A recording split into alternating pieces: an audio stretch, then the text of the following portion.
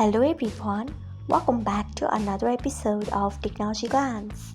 Today in this video, I'm going to guide you through how you can enable unstoppable domain on Brave. So let's get started. Firstly, open Brave browser in your device. Then tap on three dots icon. Next tap on settings. After that, tap on Brave Shields and Privacy. Then scroll until you find unstoppable domain.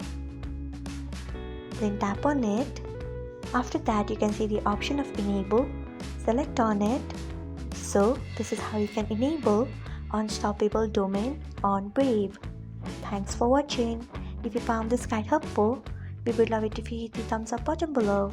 We upload great new tech tutorials like this one every day, so do not forget to subscribe to our channel and hit the bell icon so that you'll never miss another update.